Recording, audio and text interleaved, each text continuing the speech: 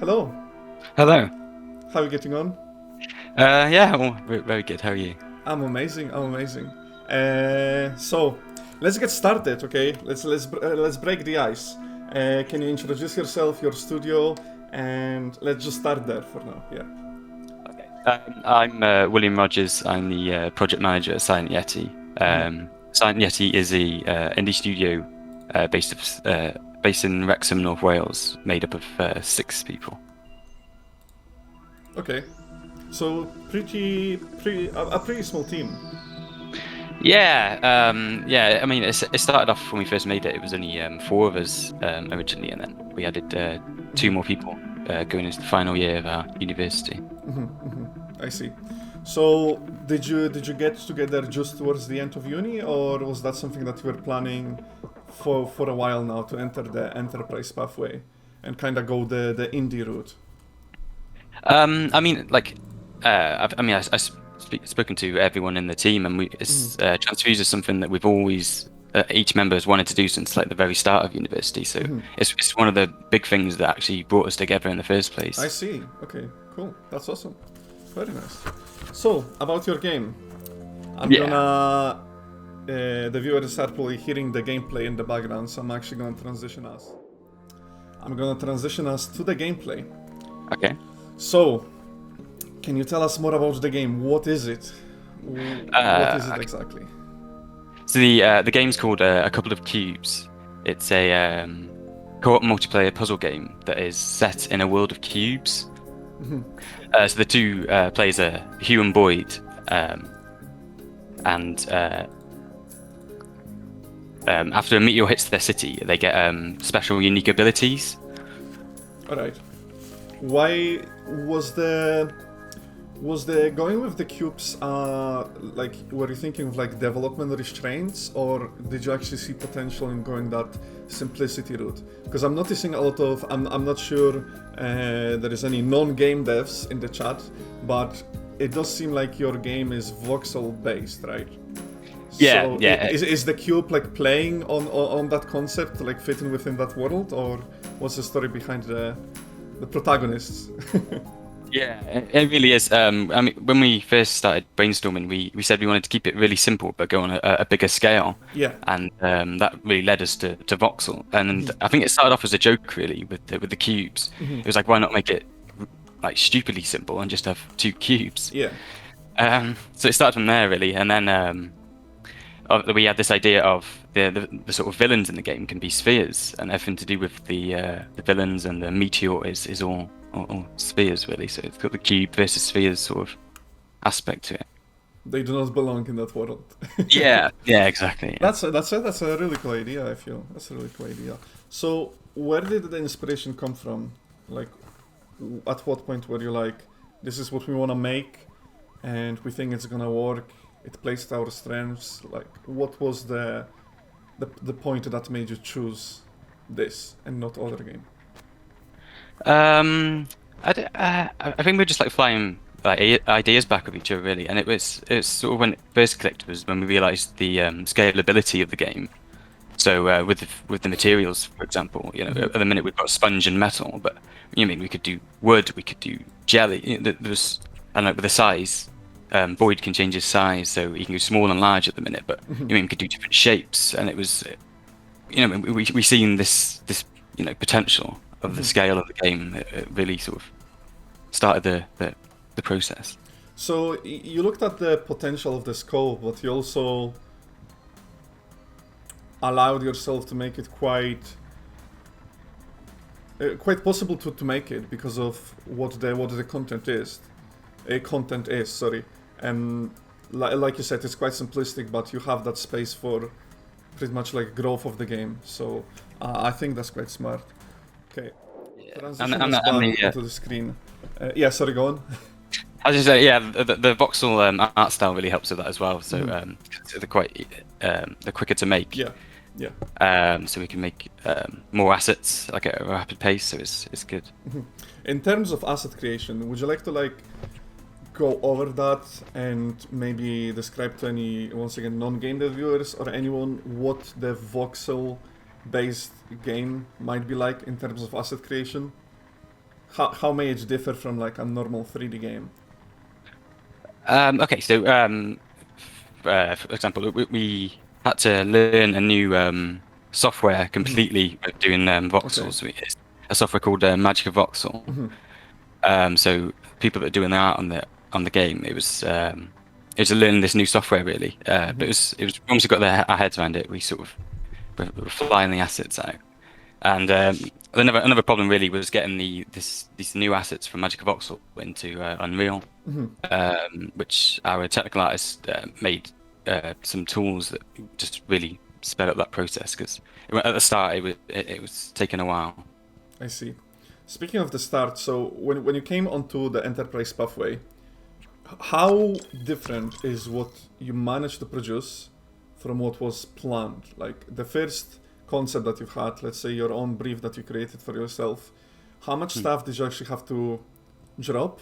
Or maybe how much stuff actually evolved into being something even better than what you anticipated at first? Um, I don't think we had to drop anything really. We come in with a plan of having three levels. Hmm. I guess maybe the third level could be slightly bigger, but I mean we didn't really have to drop anything.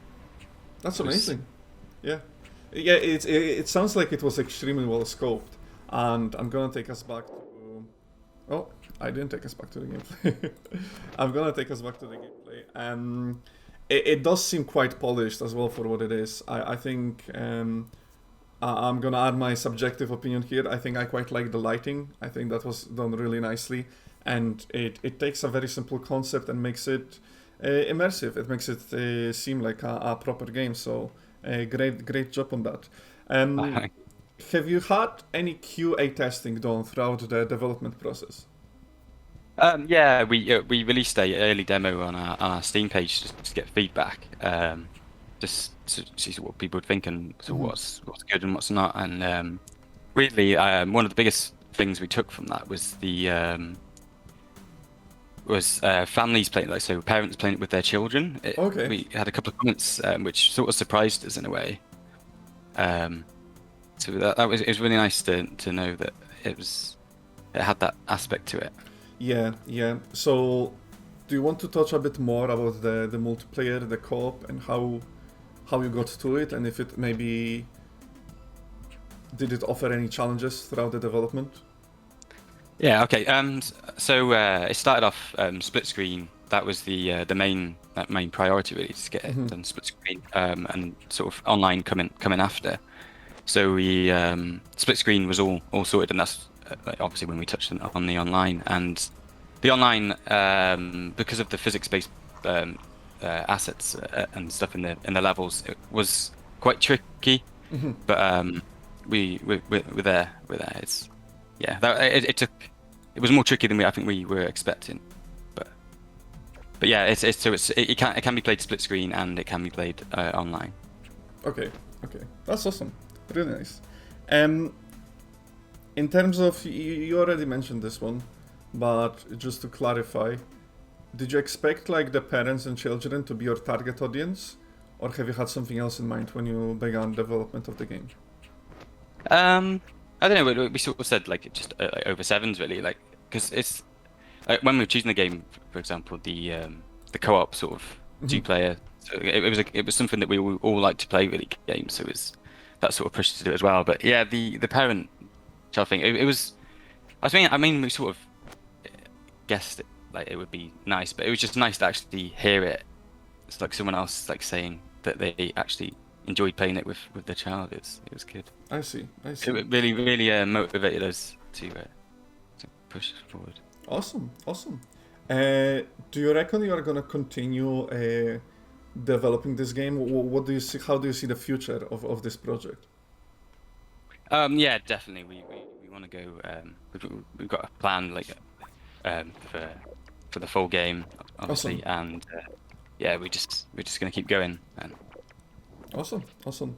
Um, just few last questions. What do you think the?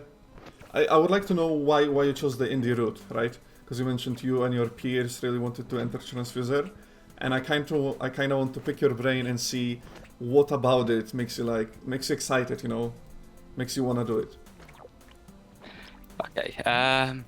Well, for me personally, it was just being able to work on every aspect of the game, really. Being like obviously being the team leader, like I not like just stuck doing the art or the thingy. So it was nice for me to dip into programming, dip into the art, dip in. That's personally why I really love the indie side of it. I see. So you reckon it's like the freedom? Yeah, definitely. Yeah, definitely. Okay, makes sense. Where can we hear back about the future development? We got some socials scrolling through on the stream as well. But personally, where do you think people would be able to hear back first? I mean, I think at the minute we're most active on our Twitter, really. So okay, yeah. It's Go for Yeti their Twitter, yeah. Last question, because we'll have to move on. I love asking this from studios. I actually have two questions. Okay, I'll have two. And first one is, why did you call yourself what you called yourself? why that name for the studio? I think it was we were just looking at random generated names really, and it was nice. I think it was like Silent Fox or something. Right. That we like the look of, but then obviously we didn't too keen on the fox. We're like, oh, I like Silent. We'll keep Silent. Then we'll pick like another animal or like something that we can sort of base the studio around. So yeah, we settled on Yeti. I see. Cool. Some teams have some really funny stories. I love asking that question. Yeah, I'll finish that there because I forgot the second question I had. Okay, thank you so much for chatting with me today. I wish you best of luck with development of your game. Guys, if you want to check out more about Silent Yeti, you can actually go to ProtoPlay site. You can actually vote on these guys in the public vote on the website, so make sure to check it out. And yeah, we'll be right back with you with the next game. See you shortly. Thank you very much. Thank you so much.